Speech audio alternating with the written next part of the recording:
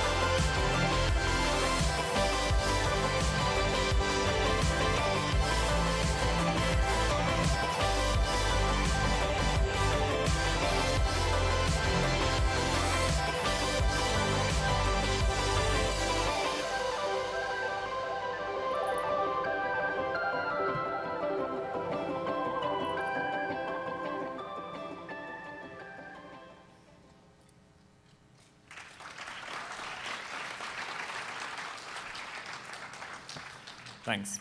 So I think, as you've seen from the opening ceremony today, Minecraft's a lot of things to a lot of different people. For some, it's a game. For others, it's a place to record videos, play with friends. At the foundation of everything we do, it's a design tool. Yeah, I think we do our best to utilize and leverage all of the tools that are available in Minecraft for doing various multimedia projects, from videos to presentations, video contests. So that varies from things like sculptures and organics to structures and terrain, and we try and put those all together to form these great builds. I think in its original form, Minecraft isn't best suited to sort of large-scale structures like we do, which is why we use a number of tools which are known to the community as plugins or mods, and these are additions to the game which make it easier to do what we do.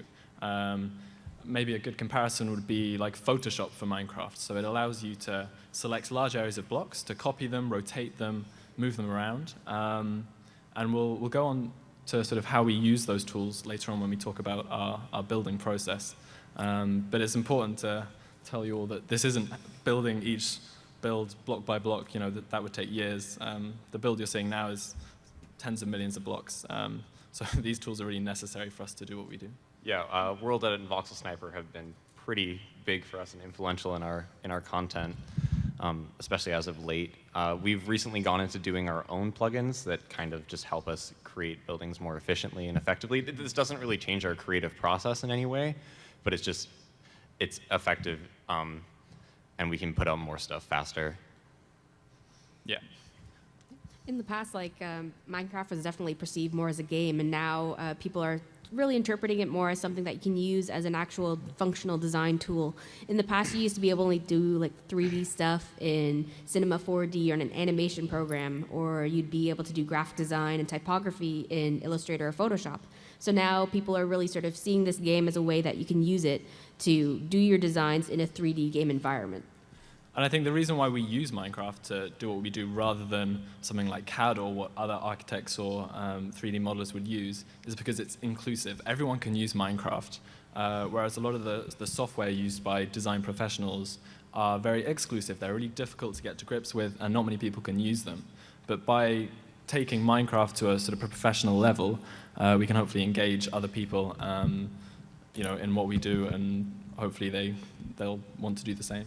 Yeah, accessibility and versatility and just being able for everybody around the world, 100 million people to access our content, that's a really big appeal for us. Yeah. So we want to be able to put it out to the biggest audience we possibly can, especially when it comes to things like our architecture projects and our education projects. Mm-hmm. And we'll get more into that later, I think. Yeah, on that point, on top of being a design tool, it's a game design tool. It's a level design tool. We're making maps that players can play on and interact with. Yeah. And it's an interesting challenge to combine the elements of architecture, terraforming, and sculpture and other elements in these maps and make them not only look great, but also be accessible to players. Yeah, fair enough. Anything else?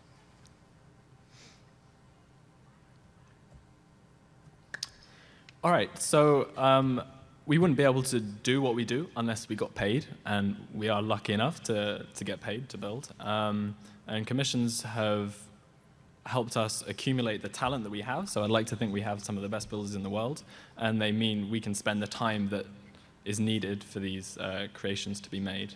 Commissions come in all sorts of shapes and sizes from different sources. Maybe 3 or 4 years ago, when Minecraft was starting off, all commissions came from Minecraft servers, people like Hypixel, who wanted really nice-looking maps for their players to enjoy. But more recently, as you can see from the screen, we've enjoyed a much broader variety of clients.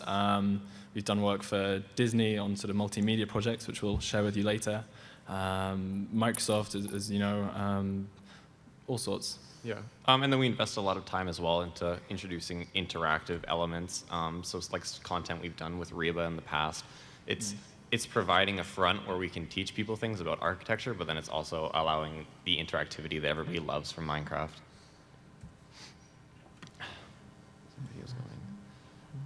This was a project we recently did with Microsoft for their E3 event.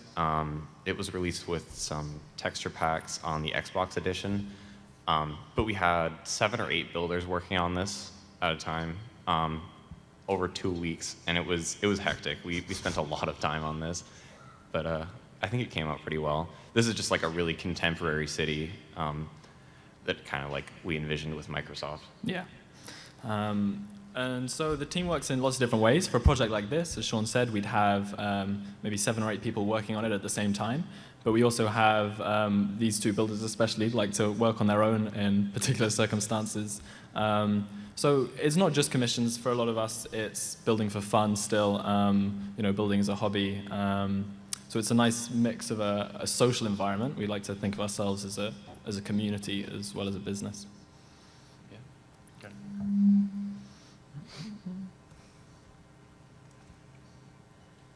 I'm sure you guys saw this morning, but this was the Windows 10 beta for Minecraft Edition, which was something that we were fortunately able to work on and create a video with. Yeah, I think the concept for this one's quite interesting, and maybe Kristen can talk a little bit about this since she helped. But in this particular instance, instead of just accepting Minecraft as a design medium, we've kind of expanded it and decided to build our own Minecraft blocks. So you can see here a lot of the Minecraft blocks we've made our own, we've made them huge. So, where we can, we like to kind of push the boundaries and try new things. Yeah, change perspective as much as we can as well. So it's introducing new elements, like here we have some twisting nether type things, but then again, like you can see the blocks are a lot larger.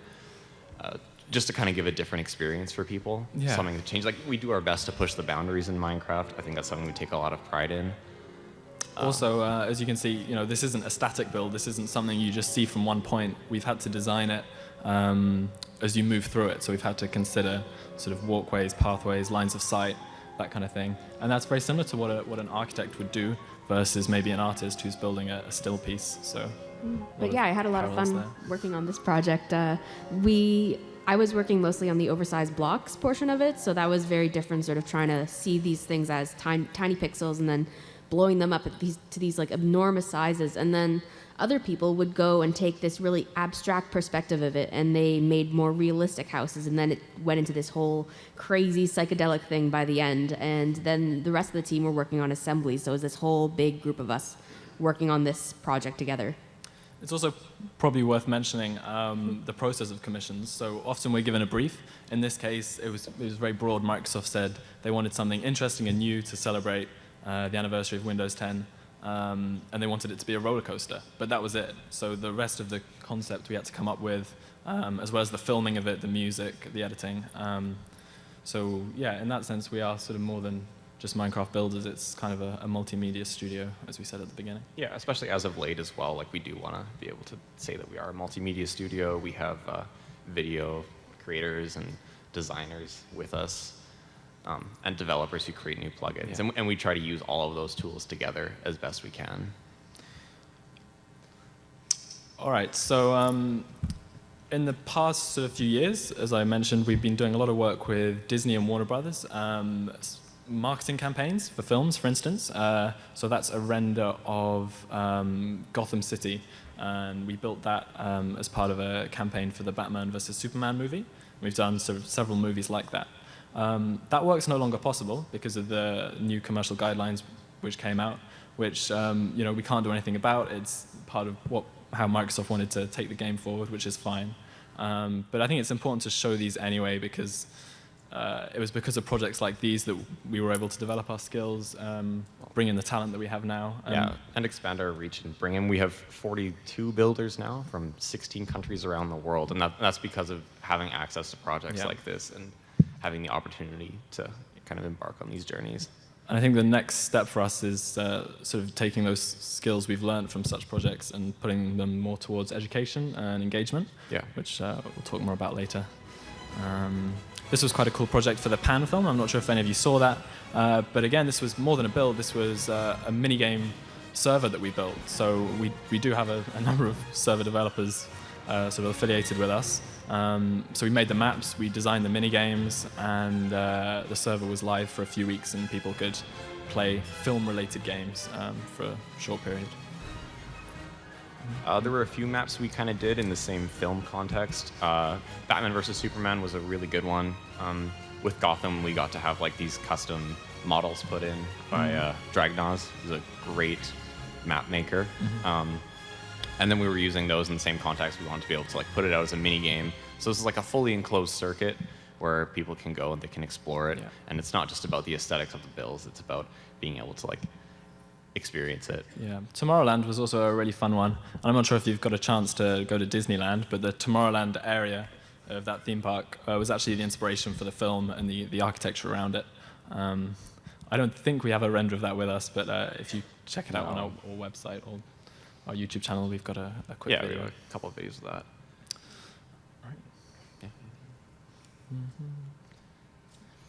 Yes, so this was an element in the Metropolis map, Superman's city, and we worked with some 3D models given to us, and this particular statue was one that I made based on a 3D model, and it was quite a privilege to work with that source material and try to replicate it as best I could in Minecraft. As a sculptor, I study anatomy as best I can. And this was a pretty good challenge for me, given that the source material was made by a very well-trained professional. And even as, considering ourselves professional builders, we're always trying to improve our skills and learn from people who have more experience than we do. Yeah, definitely.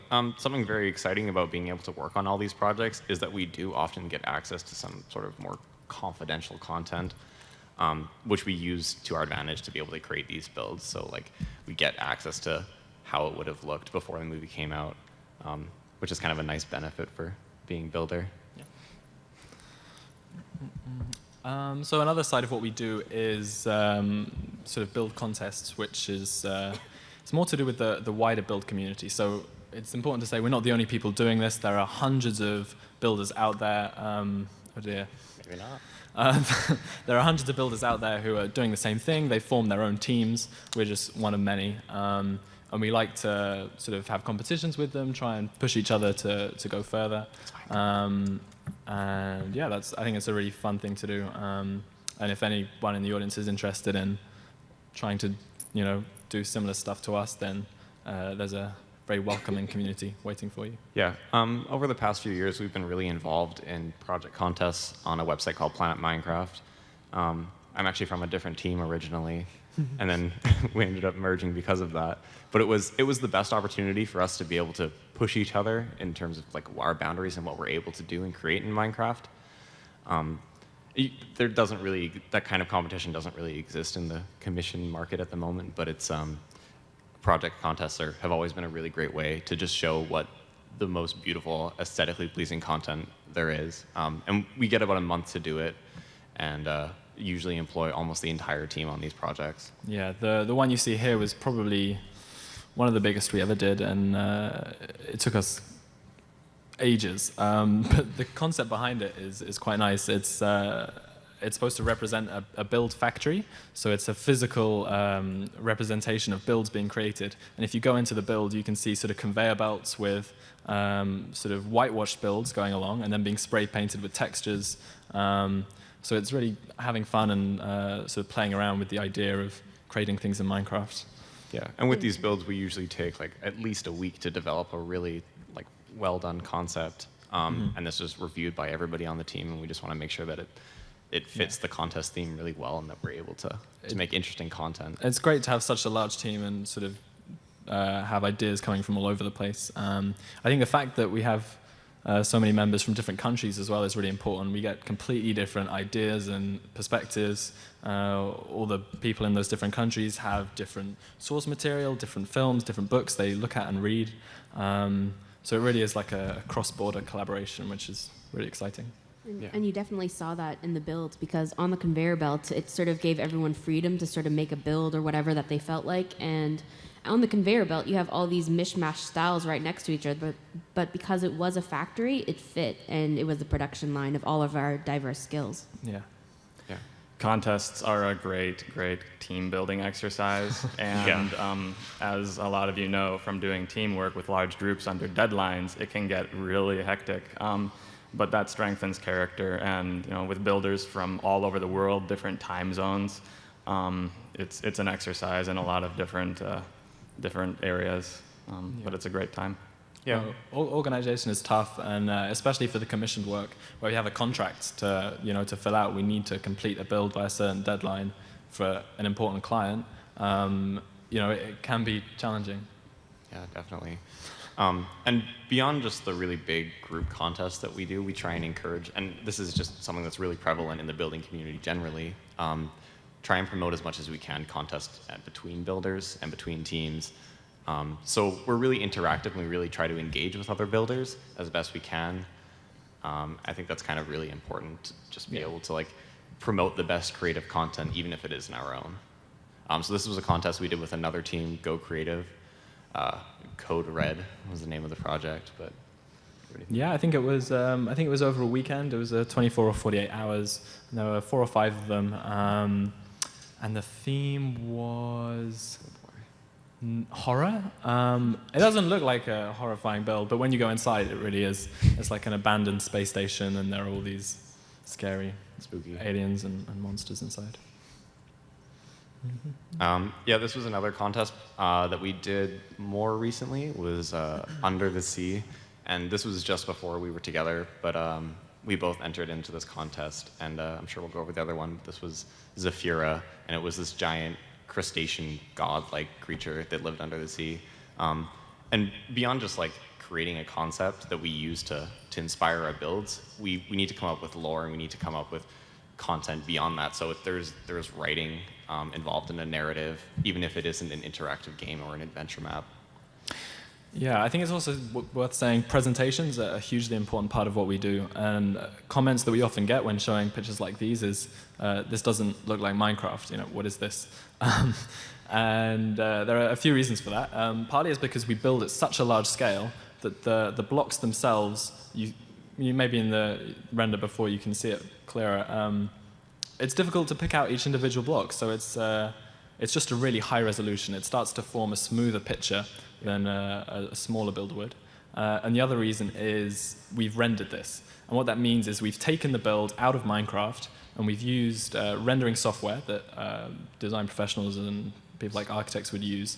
And we've used that software to improve the lighting, the shading, special effects, and it makes it look more professional. It makes it look more appealing.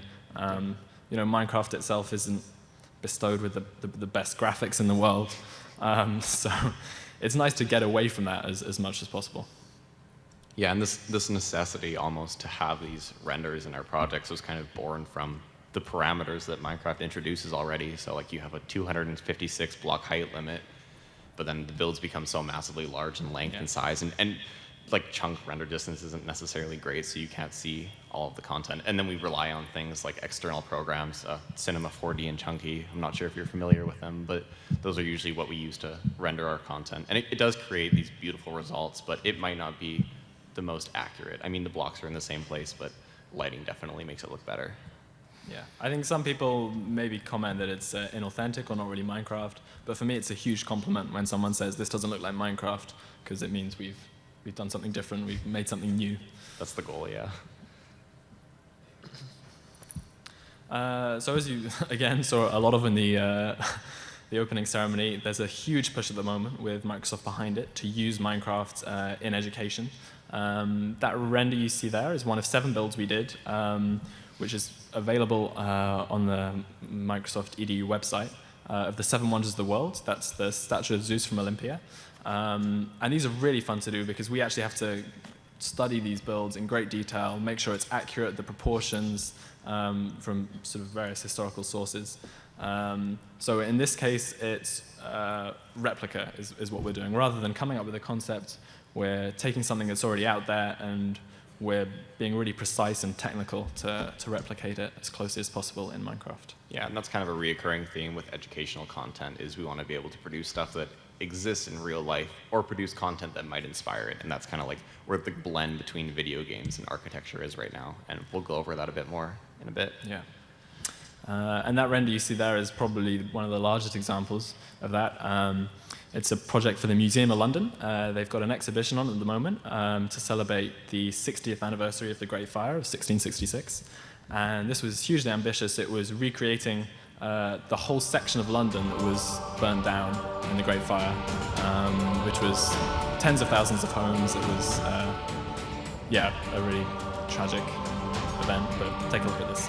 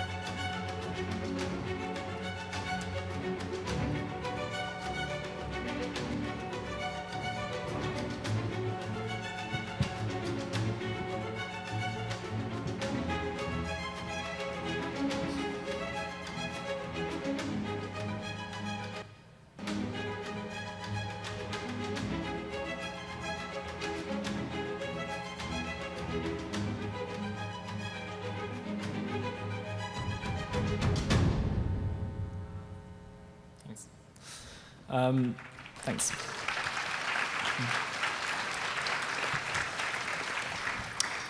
For that particular project, one of the highlights was being able to go into the museum, seeing their collections. We worked with sort of specialist historians who gave us references for some of the large buildings you see there.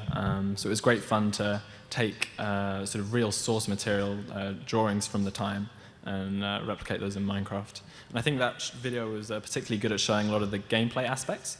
So there's a lot of stuff there which you can't normally do in Minecraft. You see sort of new models, and there was like a fire engine at the end and water cannons.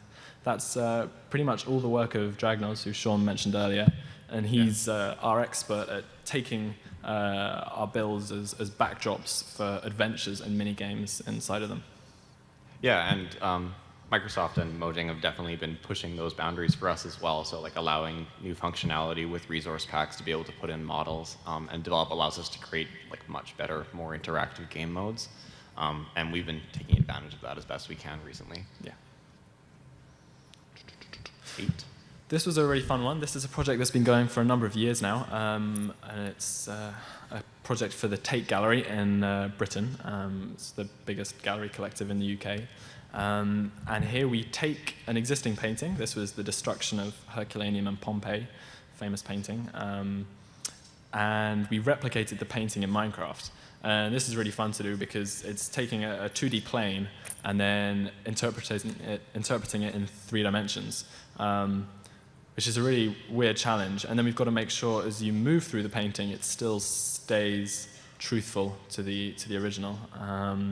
This project's been hugely successful so far. It's the Tate's best project in terms of engagement for this age range. And there have been several maps released prior to this. This one hasn't actually been released yet. We're still waiting to finish off the mechanics, but hopefully it will be out in a couple of months. And there will be an adventure attached to this. So you'll be able to go through the frame, literally into the painting, and there'll be facts and information about the painting and the painter. And then you'll have to play a game where you're trying to escape the volcano and run through the crumbling streets of Pompeii. Yeah. Engagement is definitely a thing that a word that we throw around a lot at BlockWorks. So these teams and museums, they usually come to us because they want for us to be able to help engage these kids. And that's something that's been promoted a lot recently with Education Edition, is that Minecraft is such a wonderful, versatile tool. And it is so much more than just a game. Yeah. Where it allows us to be able to engage these kids. And it's something that people are familiar with already and something that they already love. So things like museum, they came to us because we can engage, and then we create these exhibits in person, and people can go and experience these. And there might not be the most large-scale educational tools in long term, but they are great exhibits for museums, and they're great projects for us. And there's something that usually, if a kid is going to a museum, sometimes there's a lot of text, you'll read it, but something about going in-game, seeing it and experiencing it yourself is something that you'll remember a lot better, and it's something that definitely helps them learn about, the past, history, something that they might not have been interested in at all. Yeah, for sure. So there are a lot of parallels between Minecraft and architecture in what we do. I myself come from an architecture background. I'm currently studying architecture, and so are quite a few of our team members. I think the relation to architecture is quite obvious, and we've been lucky enough to work with a number of architectural institutions. So in the UK, that's been the Royal Institute of British Architects, and they're basically responsible for promoting architecture in the UK and around the world. And we've been using Minecraft to get kids interested about architecture, particularly different styles of architecture. They had an exhibit a few months ago about brutalist architecture, which is not something many kids know, and if adults do know, they're probably not a great fan of it. It's a challenging topic for anyone who doesn't study architecture. So we set up a contest for 1 week, invited kids from all over the UK and around the world to log onto this server and build their own brutalist building. We were there on the server to help, to give them advice, and the results were absolutely phenomenal. This is what one person created in 1 week. He was a similar age to us, slightly younger, and we had tens of other similarly impressive builds. And it just goes to show that this really does work. and it really brings out the best in kids. Yeah, and even as like brutalist architecture in Minecraft is such a niche subject, there's not a lot of people who are necessarily interested in that. But again, it ties back into engagement and that we're able to bring these people in and interest them through this medium because it is so versatile. This is another project we worked on more recently, again with the Royal Institute of British Architects. It was Palladian architecture. We worked with another developer, Adrian Brightmore, and we kind of created these pre-made assets, and people could go in and like access these different panels of things and create builds. And then this was a contest as well, but this was done through single player. And you worked pretty hard on that. Yeah. It's a lot of hours for that one. Yeah, I think when we have these contests, it's important to make sure the people entering don't feel excluded by the fact that they don't have the same sort of advanced tools we have. So we actually made a very simple, easy to use add-on to Minecraft that means they can place one block down and then a huge column will appear, or they can place a block down and a whole window section will appear. And it means they could really focus on planning things out. We also provided floor maps for different Palladian villas in-game, so they could select the plan. For instance, this is the Villa Rotunda. They could press a button, and then the entire floor plan of that villa would appear before them, and then they can use that as inspiration for their own design. Yeah, these are great tools for people who aren't necessarily so involved in the building process as ourselves. It just allows you to be able to access it more easily. Another institute we've worked with is the American Institute of Architects, so the US equivalent of the RIBA. And a few months ago, they got in touch, and it was interesting, actually. These are probably one of the first people to approach us besides Reba, who was showing real interest in Minecraft from an architecture perspective. And what they wanted to do was host an informal discussion over Twitter, inviting industry professionals to answer questions that we asked. And here are a few of the responses, which I think are really valid and really interesting. Architecture can and should tell a story. Game design gets that. And as I can say from personal experience in university, it's true. It's something that's a narrative is often left out of architecture, which is a real shame. But in Minecraft, there's so much going on around you. There are so many possibilities. It puts you in a better frame of mind to design something interesting. Yeah, and I think this chat especially was something that really kind of showed us how influential Minecraft really can be and how seriously it can be taken. And the crossover between architecture and gaming, which is kind of a really popular topic right now. Famous architect Jark Ingels has been kind of involved in that. He did a video on it, just saying how Minecraft is so inspirational and they're so imaginative, and people are involved in their own community. So for projects that are going on, we'll get into that later as well with Block by Block, which is something we worked on recently. But the community is able to interact with those spaces and influence them in ways that will help them in the future, I guess. Yeah, I think another key point is that good architecture is always designed from the perspective of its user. That is to say, if you're designing a building, the first thing you should be thinking of is the person inside that building. What are they looking at? How they move through the building.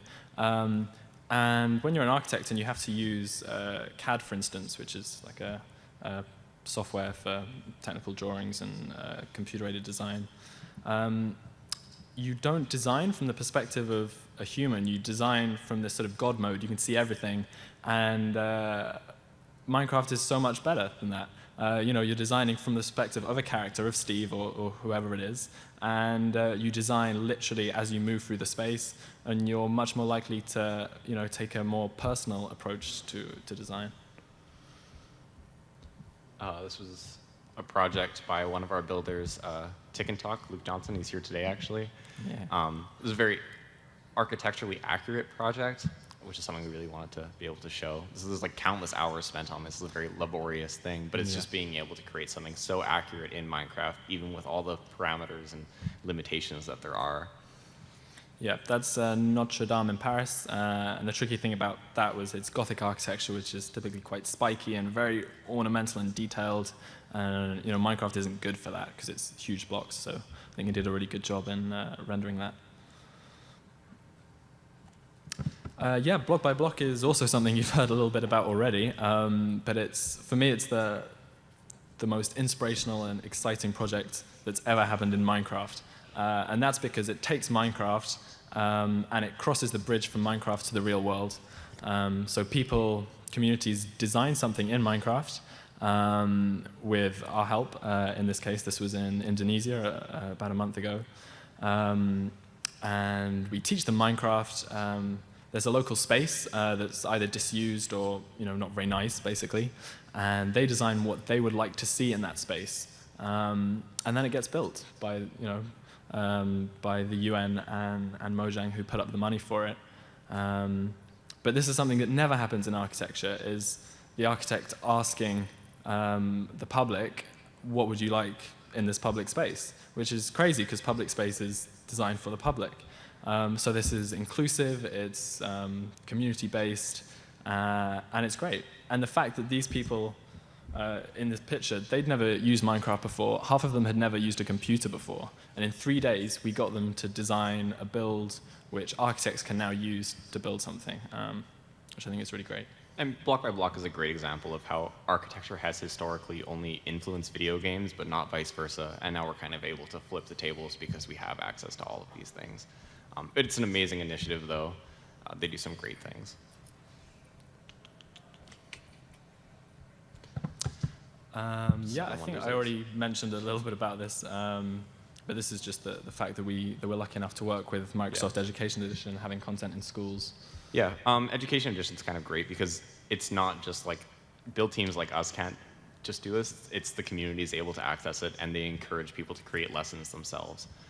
So it's about having engagement through the building side of the community, and then allowing that to interact with people in classrooms. And yeah, a lot of what we do with Education Edition is we don't just want to build something and then kids look at it, because that's no different from a PowerPoint, which kids look at. We want them to go into the build, to explore it, to change it, to build new things, build their own stuff. That's what's really exciting. So these builds are really a starting point for something else. Again, this is the outside of the temple of the statue you saw in an earlier slide. Yeah. One of the wonders of the world. So with design, there's it's like a whole process. So you never really start with what you have as a sketch or an idea. It never is the final product. You might sketch something, you might sketch dozens of things. It's something that, as I studied as a graphic designer, you learn. You start off with an idea, and then it comes completely different. And sometimes you might think, well, that was a waste of time, but really it wasn't, because whatever you used along that way, you take bits and pieces of that. And it's the same way in Minecraft. We take our builds, we might start with something, we might scrap it completely, but then there's an element of it we'll grab and then work with that to make the final product. Yeah, I think for all of the largest group builds, the first thing we do, we think of a concept or an idea. There's normally a team leader who'll have that in mind. But rather than just go straight in, we say if we've got 10 builders, we'll each give them, say, okay, you build small elements, small things, like maybe it might be trees or cars or one building. And then maybe a week later, when the concept's been more developed, we have a whole array of different pieces, different elements and assets, which we can bring together to develop and finalize the design. So it's really, bits and pieces is a good way to describe how we design large things. Yeah, and I mean, our projects, for the most part, the timeline is pretty consistent in how we manage to create those. Like, usually we receive a project brief or create one, depending on whether it's a personal thing or a commission. And then we go through and we assign builders and leaders and organization internally within that. And then we plan it out and create layouts and then plan. And something we use a lot that we've been developing over the past few years is a giant archive, essentially. So we call it as the archive. And it's just tons and tons of builds. So we have things from like structural content and pieces from past builds, and then organics that we use, and then we intermingle those together to create new builds. And we've been using that pretty effectively for a while, and we just expand that as often as we can. Streamlines our process, I guess. Yeah. So on our team, we have a lot of skilled organics builders. And just to clarify, organics is a term we use as sort of a catch-all for objects made out of blocks that are meant to resemble living things like animals or plants or humans, it can be warriors, dragons, whatever. This particular dragon was built by one of our best organics builders, BlockWorks. And he was actually one of my primary inspirations for joining the team back in the summer of 2014. Since then, I have built quite a few, especially human statues, for the various team projects, as well as my personal work. Several of the statues in the previous slides were made by me, like the big man holding up the radar thing, and the Colossus of Rhodes, and Zeus in the temple. So the one on the left is sort of a personal project that I did. And it was one particular sculpture in which I was trying to push my limits quite a lot. As you can see, these sculptures are made out of quite a few blocks. That one on the left there, called Flight, is about, I think, 130 blocks tall. And it took me a couple of weeks to make. And even beyond that, I tend to take months and months just to tweak as I come back to it and see things that can change.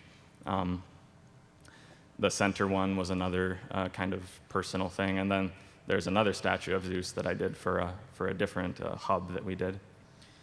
I think, to me, it's really interesting that we have 42 members, but very set specialisms, and Chim is one of the very few people who can do that, whereas we have a lot of architects and structural builders who could go nowhere near that. It's a completely different frame of mind and skill set to sculpt something than it is to build something architecturally. So we do really need a complete array of creative abilities in our team. And that's something we look for when we're bringing in new members as well. It's kind of like what specializations and slots we need to fill.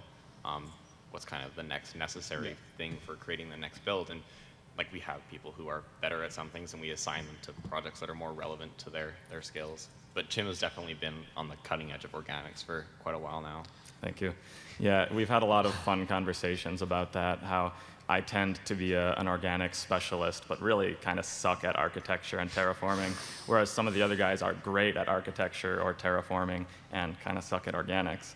But then there are those who are pretty good at all of them. So it's interesting to interact and share our skills that way and try to improve each other. Yes, structure is one of those specialisms. As you can see there, that was done by Roanos. He's one of our, not favorite, he's one of our best architects. This was a really interesting build. It's an underwater palace that's sort of Russian themed. Yeah, really nice architecture, really difficult to make some of those shapes. You'll notice how many round things there are, how many sort of non-right angles you can see, and every time you do that, you're going against what's natural in Minecraft, which is to build along a grid, like build a cube, build a square house. Yeah. So getting away from that is... Yeah, we try to encourage asymmetry as much as we can as well, since that kind of is like where we're going in terms of Minecraft. It's the next most challenging thing. Yeah, very quickly, I want to leave some time for questions. This was a project we did for The Guardian. It was our design of a sustainable city. They were using it to promote sustainability to young people. So we built this in Minecraft. You can explore it. There are different learning pads around that spiral path, which give information about vertical farms, solar energy, wind power, etc. Yeah. So beyond structural and organics, terrain is kind of a big piece. We have a few terrain specialists, I guess. Durasolix is probably one of our best, and there's different mediums and ways that they create these. He uses World Painter and World Machine, but then there's in-game tools as well, like Voxel Sniper. Out of all our work, this is the largest scale. This is these are billions of blocks. I think that's about 10 billion, this particular project. So there's no way you can do that in Minecraft. This is completely a different story. He's using different programs and then converting it into Minecraft. But at the same time, when he's originally designing it, he has to have Minecraft in mind. He has to think about what it's going to look like in game, how it's going to play, etc. Yeah. And just as a side note, most large sculptures aren't made purely by hand either. Voxel Sniper is a very useful program for both terraforming and sculpting, in that you can basically point a brush at something and drag large swaths of blocks along and mold them and do all kinds of interesting things to them. So it speeds up the building process quite a lot. Yeah, again, that doesn't diminish the skill needed for that. You have to learn the tools and you have to learn how to use them. And the output is usually still the same. It's just a matter of making it more efficient and effective. Great. I think that's it. A few quick things before we go into questions is we're also lucky enough to be participating in a lounge event. Yeah, we're doing a live build-off, which should be pretty fun. If you guys want to come down to the game lounge at 6 p.m., I think. There's 2 20-minute build-offs, but Yeah, yeah, definitely check that out. And tomorrow I'm also on a panel which is large contraptions and Roller coasters. and The Rube Rube Goldberg machines, machine, which is which should another be quite thing we did. interesting. And finally, a lot of the renders you can see here were actually made for a book that's coming out in a few months, which is basically a compilation of a lot of our best works. It also has some essays from a few of us which talk about, in detail, the process of building. Yeah, it should be good. Yeah. So if you guys have any questions that you'd like to ask, we'd love to answer some. Oh yeah, Go to the yeah. the microphone over there by the agents. We have a microphone center. Any questions, please line up. Thank you. We're happy to answer anything. Don't be shy. Yeah, Yeah, don't we be got shy. Maybe not anything. I was so afraid this would be awkward. Great. Plug the book. Oh, what do you want? So many questions. Good.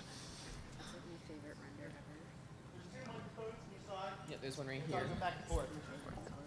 That's good. There's also So one cool. here you can line up at. No, there's some. Have you seen the close-up one?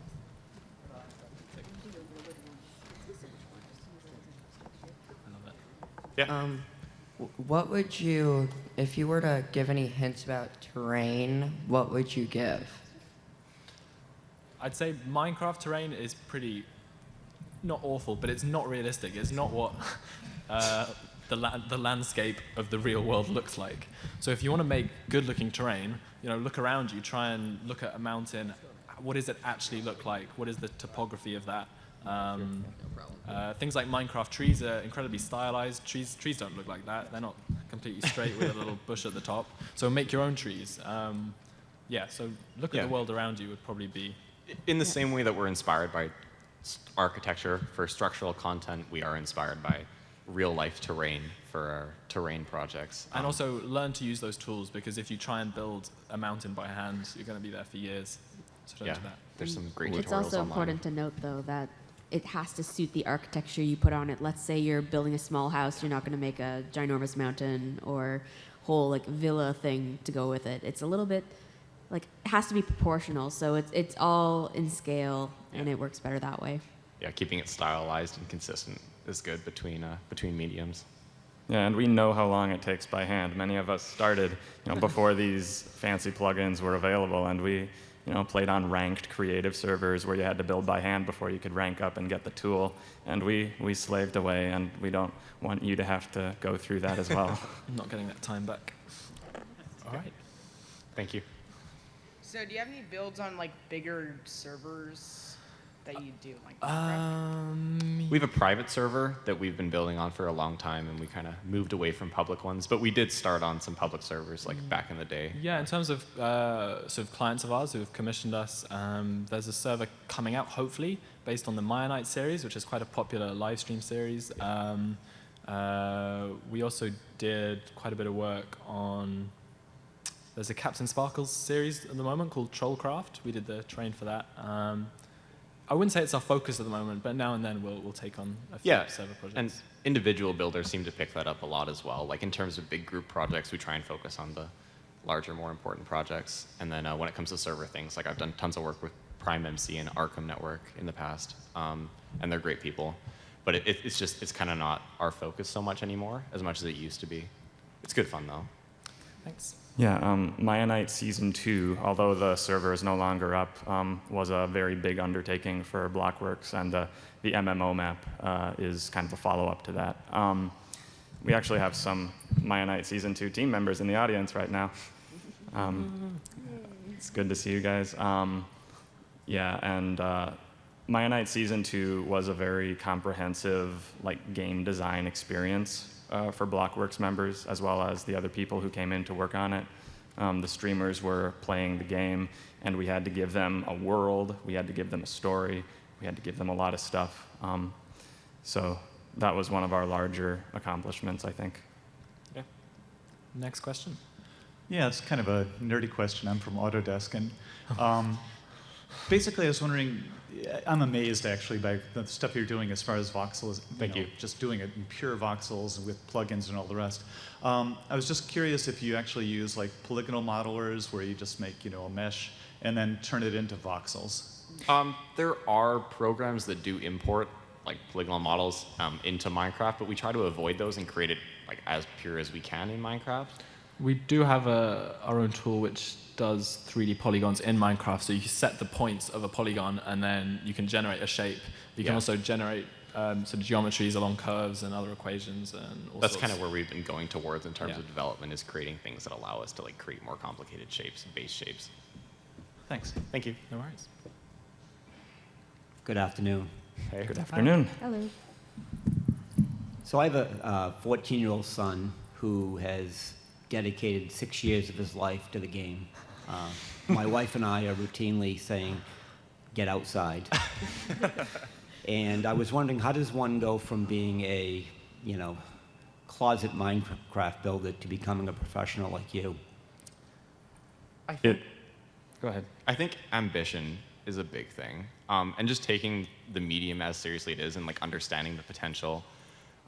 Originally, we started off on servers the same way, and we were just building casually, and then we kind of met people, and we had more opportunities to work with servers, and like our first commissions kind of led into working with YouTubers, which led into working with companies. It's been a long process, and I used to get the same thing from my parents. Honestly, I still do, but Yeah, try and be social. Look at what's out there. There are loads of other teams. Look on Twitter, look on wherever you can to find other people doing what your son is doing. yeah, try and get involved in the building community as well. They have a lot of applications like smaller teams as well. Even starting your own, which is seems to be quite popular. And I think it has to do with your passions as well. Like, for example, with my graphic design background, I'm really into making typography and logos for different people. So when I go into Minecraft, those are some of the things I like to specialize in, versus other people, like James, studying architecture, they might have more of a passion to focus on architecture-based builds. Okay, so thank you. Sorry, that question struck a what? Sorry. That question struck a chord with me actually, because the way I started Minecraft kind of reminds me of the way that you describe your son. I was playing it as a game, and when you're playing Minecraft and setting all these blocks down, so much time can pass. And after a while playing the game, I told myself, I need to pursue other things. I need to get outside. And I was about to quit. I was about to force myself to stop. And then James sent me this friendly message and said, hey, your statues are pretty good. Want to join BlockWorks? At that point, Minecraft became something a little more than just a hobby to me. And in a strange way, it actually motivated me to pursue other things. Now, this isn't to say that doing Minecraft professionally is the only justification for doing it. Far from it. But I think that it helps if you find like a real connection to Minecraft, a real way to be productive in it. And that will sort of flow through to other aspects of your life and inspire you to be productive in other ways. Great question. Thank you. Thank you. Well done. Thanks. Hey guys, this is Asterius from Votable, and first and foremost, just want to thank you for the really awesome and inspiring presentation.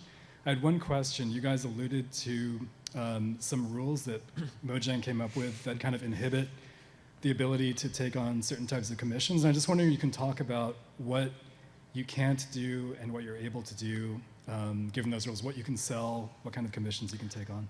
If a client or a company wants to promote a product using Minecraft, they're not allowed to do that anymore. Not Obviously, through servers. Not through servers. I mean, Microsoft's an exception. It's their own game. They can promote it.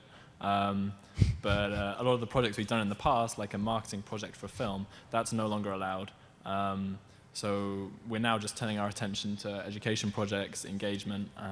That's fine because we're not trying to sell kids anything. We're not trying to sell anything. It's about... There are similar kind of like leeway and restrictions on education as well, but I think that Microsoft is quite keen on just being able to put out good educational content, and they encourage that for sure. Yeah. Thank you. Thank you. Super short. Hello. Hey.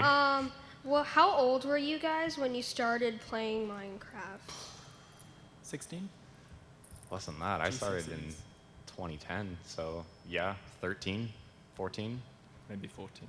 Yeah. Back in alpha or beta, so Yeah, we've been playing for a long sometime time. in high school, so a good 8 maybe years ago. The team's been around for 3-4 years, but we were all part of creative teams before then that pre-existed that. I'd say in general, the creative community has been going maybe 4 years, Ever 4.5 since creative mode. years. Yeah. Yeah. Yeah, I'm 26 now, and I think I was 21 or 22. Right. Thanks. Thank you. You're welcome. Hello. Hi. Hey.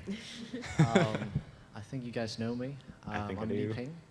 Oh, hi. Yeah, so I'm from Instagram. My team is over there. But I actually have a question open to public for you guys. How do you see yourself within the next 5 years, or the 10 years in this case? Will you still be using Minecraft? What do you think about this game in the next 10 years? I mean, we love Minecraft. Like, it's been really influential in our lives, but I think we want to be able to lateral towards other things as well. So I'm kind of staying in the same realm where we can promote good educational content and engagement and interactivity, and those are always going to be big things for me, at least. But it's staying in sort of in the same realm, whether or not Minecraft is still popular in this context, at least in 5 years. That's another thing. But Yeah, we were recently asked by a game design studio to help with the design of the sets of the game, and it's not Minecraft. It's similar in that it's sort of voxels with slopes and things, but it shows that there are other fields we can go into, especially with the video production stuff we've done. We've also got animators, coders. So for us, it's not a starting point, but it could go in many different directions. I see. Thank you very much. Thanks. Thank you. Thanks a lot.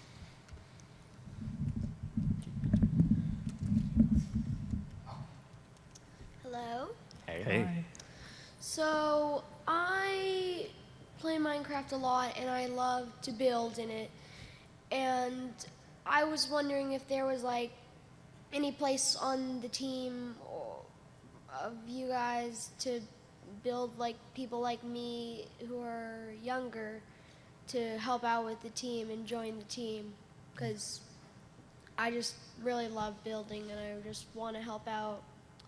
Yeah, we definitely take on a lot of new people and applications and such. Like our youngest member at the moment is 14, I think. Yeah. Large range of ages, but it's the application process. It's being able to show that you can build, but we do love having new members and having people around and on the server, even just to inspire them. The one thing we don't have, which a lot of other teams do, are public creative servers. So if you're really interested in sort of joining a team like ours, maybe look around and see if you can join one of those servers, build with other people, and see where it takes you. Thanks. Thanks a lot.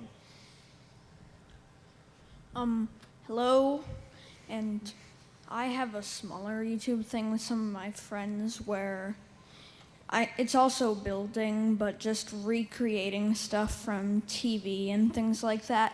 But the main problem is I'm the only one who ever really shows up to do the builds.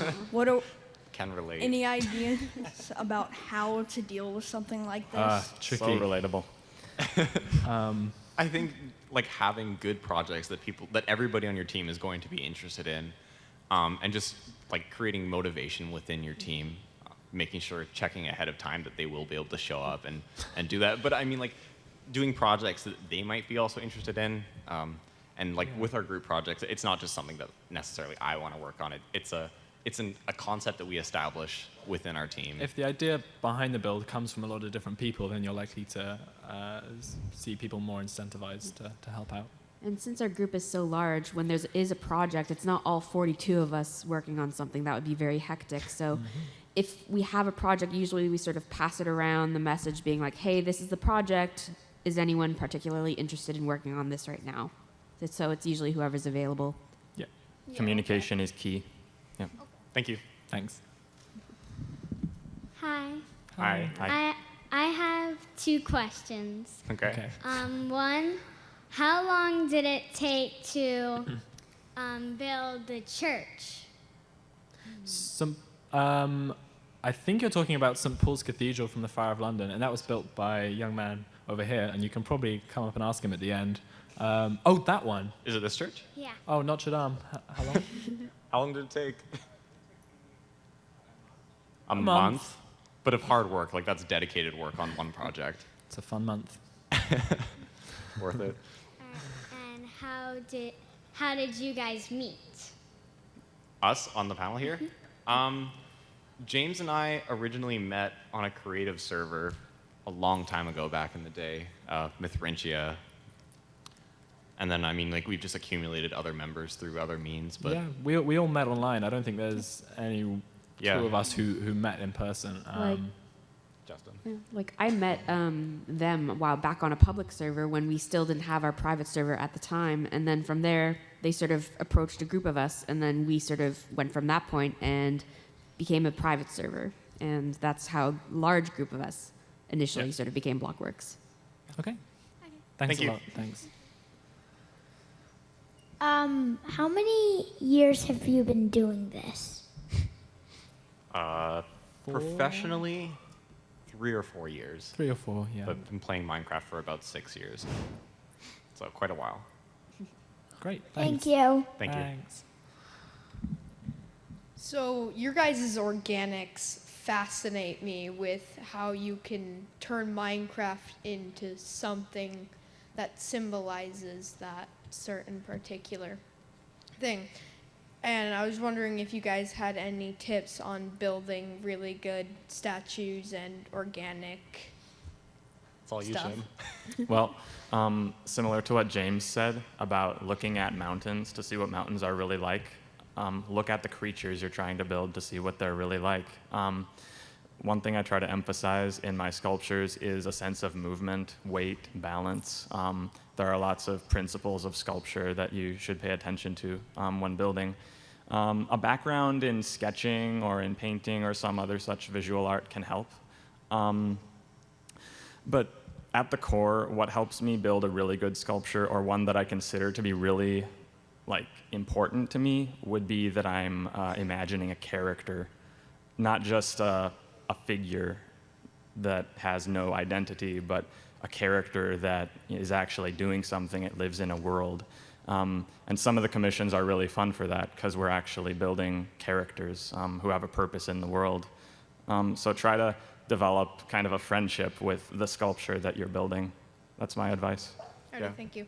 Google is definitely your friend as well, so try and study the anatomy as best as you can. That should help a lot with getting the shapes right. Okay, thank you so very much. Yeah. Thanks. Thank you. Okay, so when is My Night Season 4 coming out? I'm just kidding. What's each and every one of you's favorite build? Just quick explanation of each one. Oh boy. Mine is probably the one on the left here that Chim did. And he'd actually did that before he was in the team, and that was the sculpture that I saw that made me invite him. I just never seen anyone elevate sculpture to a new level. He just talked about character and movement and balance. No one had really explored that properly in Minecraft before, so for me that's really great. Yeah. I don't know. I think maybe one of the contest builds would be my favorite, like Zafiro, which was just a giant underwater one, just because we invested so much time into it and we invested so much time into the lore and the concept. So kind of like the ones that are really personal to me, those ones mean a lot, even if they're not necessarily the best looking. Like I think kind of objectively the best looking, I don't even know what would be. Yeah, like There's I'd have so many. to say the underwater build as well, just because it was such a great team effort where we all did so many different segments of it, from the underwater creatures to when I was working on all the underwater coral. That was really fun to sort of make, and other people then were working on the architecture next to that. So it was all just a big group build, and in the end it ended up looking really neat. So I'll try to be brief, but there's kind of an interesting story to this. While I was building that flight sculpture, which James likes, thank you so much, all right. on another server, BlockWorks was building my favorite build of theirs for a contest, and it was called Aeternum, I think. Aeternium? Yeah, Aeternium. And it's the one that features the sort of abstract mask, and the entire build is just so exotic and wonderful. So I did not participate in that, but they finished the contest for which that was built. This one here? Yeah, shortly before James saw my sculpture, which I had built for another team, and then we sort of connected that way. Yeah. Yeah. Great, thanks. Cool. Thank you. Thanks. Last question. No pressure. What's up? Hey, dude. Hi. Yo. So I got 2 questions. The first one is, do you guys have any videos maybe on YouTube or something for an introduction to more advanced building? And what are your commission prices like? We don't have any tutorial videos. It's something we've been wanting to do for a while. I think we'll be trying to put some out over the next little while, just like maybe starting with some more advanced techniques as well. Just like the processes for these. As much fun as it is to be able to talk about it, it doesn't really explain like the ins and outs of how it all works. It's a little bit difficult of a subject to sort of post videos on just because there are so many different aspects to it. Like someone might be very interested in sort of intricate design for organics, but someone else might want a specific detail of architecture. So it's just so vast. You have to have a starting point. Yeah. I think a series of those would be worthwhile though, but no, currently at the moment we don't have anything. Yeah, workshop. He said workshops. Workshops? Workshops. I remember. No. Oh yeah, we did do some workshops. There was a live server event called BuildCon, sorry, and we did do some live workshops where you could log into a server. There would be a few of us there and give you sort of brief overviews of some advanced building. And the second question about commissions. Yeah, the prices. Sorry, prices. Yeah. Oh, Prices of commissions. that varies a huge amount. We're unfortunately not allowed to sort of disclose any figures for some of the larger ones we've done.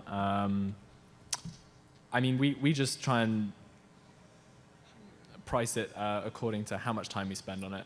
We regard ourselves as design professionals, and a build like this will take so many hours. So, you know, the price kind of matches how much time we spend on it, really. It's difficult. I mean, sometimes we'll have a set budget to work on, especially in education. There's not a lot of money around, and the Museum of London have a set budget they need to spend on their exhibit, and we just work with that. And so we scale the build according to how much money they have. Yeah. I think for things where we don't necessarily know the budget up front, we have like a series of parameters that we work within. So like we know that the build is going to be this big and it's going to need this amount of detail at this size. And then like these organics and these things. So like the specifics of the build and how many people we're employing on that project kind of really determine how much it is. But I mean, like we have projects that start in the hundreds and range well into the thousands. But specifically for each project, I think it's just like tailored to that. Great. Thanks a lot. Thank you. Thank you. Okay, so I think unless there are any more questions, thanks everyone for coming, and yeah, have a great Yeah. MineCon.